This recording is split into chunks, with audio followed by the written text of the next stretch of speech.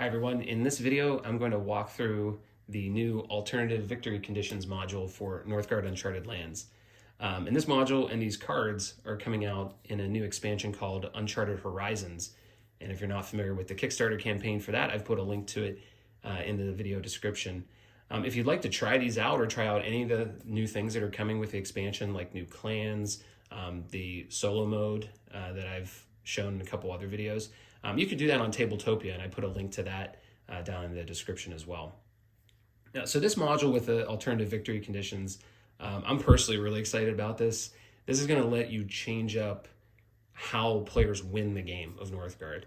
So in a normal game, if you're not familiar, there's two ways you can win.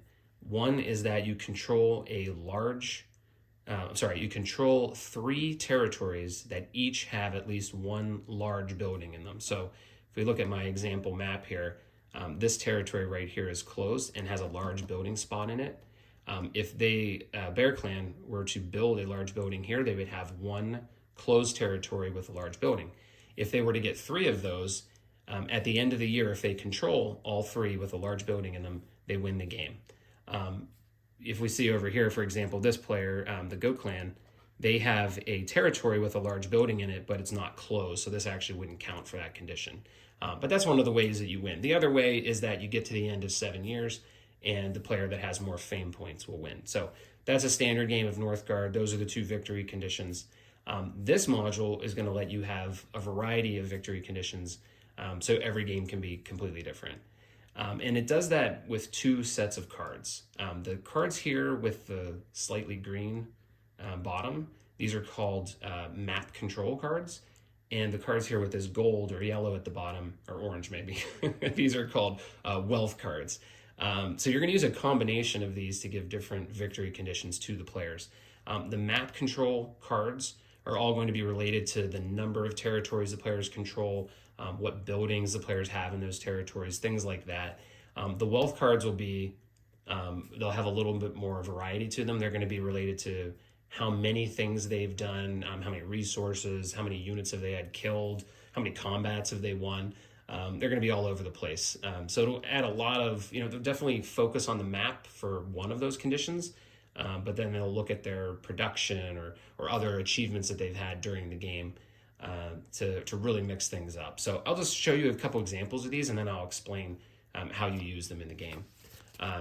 So these are, like I said, the green deck here, the map control cards, these are all going to be related to the map itself and basically how much of the territories do the player control, either how big the territory is, how many, that kind of thing. So if we look at this very first one, for example, this is called vast territory. And this is saying the player has to control one closed territory of 6 or more tiles containing at least one large building in it. So this is really focused on one really large territory that has a large building inside of it. And that's it. So it's not number of territories, it's just the size of the territory. So this next one here says, have at least 4 large buildings across all the territories you control. So whether they're open or closed, if you have 4 large buildings on the board, you would qualify for this victory condition.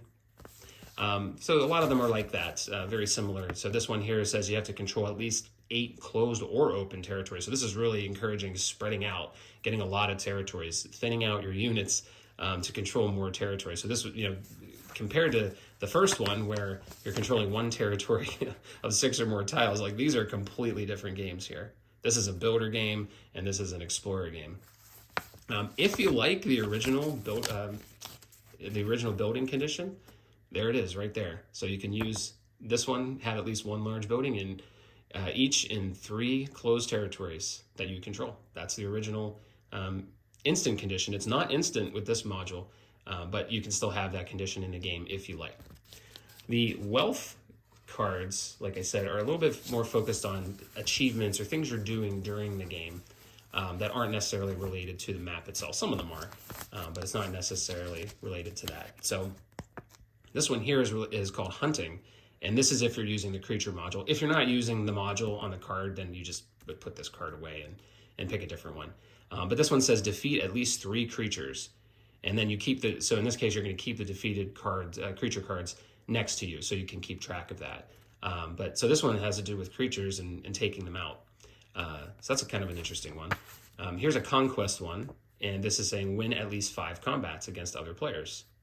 And I'll explain this in a minute, but when you see this symbol on the card, there's actually going to be special tokens that the players will get that will help them keep track of conditions like this. This one here is talking about having 50 fame tokens. So this one, I'll explain a little bit on how the rules work, but this is going to be something you check at the end of each year. So if you have this card in play, it becomes a little bit more of a race for fame rather than slowly building it up and trying to have more at the end of the entire game. This could be, I actually hit 50 fame tokens earlier than that, earlier in the game, and that's going to allow me to hit this achievement. So that one changes up how you acquire fame. You might put a little more emphasis on it at the beginning of the game. And here's one here, Valhalla, which I think a lot of people wanted something like this in the game, but this is losing at least 6 units in combat versus a player or the creatures. So basically losing 6 units in combat to casualties. As I'll show in a minute, this one, every time that would happen, if you lost a unit, you would put one of your little tokens on here to track how many times that's happened to you. So that's a little bit of an interesting one. And this one and the other one that was related to combat, I know there are some people that wanted combat to be a little more impactful in the game, and I think both of these could make that happen. So if you like combat and you want to make it have a little more oomph in the game, you could definitely pick these victory conditions, and that would certainly increase the number of fights you're going to see during your game. So that gives you a little bit of an idea there on the types of cards you're going to see in the wealth. Again, these are things you're going to achieve during the game. So are the map control, but those are a little more focused on exploration, just kind of the normal sequence of the game where you're exploring out and closing things. These have to do a little bit more with what happens in this particular game. Are you fighting more? Are you hunting down creatures? Are you getting specific types of buildings, that kind of thing. So the way the setup works is at the beginning of the game, you're going to make a decision, obviously, to use the alternative victory conditions as opposed to the normal end game triggers for a regular game of Northgard. And so if you decide to use this, you're going to shuffle both sets of cards. You're going to keep them separate, and you're going to shuffle these. So just as an example, I shuffle them up, and then you're going to draw 1 card from the map control deck. So I'll go ahead and choose one here. And so in this case, we get the 4 large buildings across all your territories. So that's going to be our map control victory condition. Then you'll do the same, well, not the same, but you're going to shuffle. That's the same with the wealth cards. And then you're going to draw 2 of these. So draw 1, so there's our combat one, and there's one for production. And this one's saying have at least 5 of each type of resource in the player's reserve. So this one's a lot more focused on building up and having a lot of resource production. So just as our example here, we're going to have 1 map control and 2 wealth cards. That's what we're going to have out at the beginning of the game. So these are going to be for the players to look at, and they're going to say, okay, these are kind of, if I want to end the game first, I want to play this like a race where I'm not just hoping to have the most fame at the end of the game. These are the things I'm going to be looking at to achieve during the game. There's 2 different modes when you use this. One is called, again, kind of hinting back at the video game, but one is called Feign. That's the first option. And that means that for a player to trigger the early end game, they would have to achieve the map control condition and one of the 2 wealth conditions. And this will be checked at the end of the year. So it's just like in the regular game, at the end of the year, you're going to check if a player had 1 large building and 3 different closed territories. And if they did, the game ends. Well, it's the same with this. If a player were to have the map control card completed and one of the 2 wealth cards completed at the end of that year, then that would trigger the end game and they would be the winner. Now, if both, let's say 2 players, both had achieved that, they had the map control and they had completed at least one of the wealth cards, then if one of the players had completed both wealth cards, they would be the winner. That would be your tiebreaker. If you can't break the tie that way, then you would use fame. So whichever player had more fame at that time would end up being the winner. But the end game would trigger at that point either way. You just would figure out, is this enough to determine the winner, or would you have to go into tiebreakers? As I mentioned, if you draw a card that's using a module you're not, so the example I had here was the creatures. If you're not going to use the creatures during your game, then if that were one of the cards I drew here, we would just put it aside and we'd pick a different one in that case. For the conquest or cards like this, where we see this symbol, like I mentioned in the expansion, there are going to be special player tokens in different colors that you would hand out to the player. So if one of these is selected, you would take those tokens and you would give them to the players at the beginning of the game. And anytime they would achieve this, so let's say in this example here, the Bear Clan goes in. Well, that's not a good example. Let's do it this way. The Go Clan goes in and they attack the Bear Clan and they win, and the Bear Clan retreats like this. That would mean that the Go Clan has achieved one combat victory.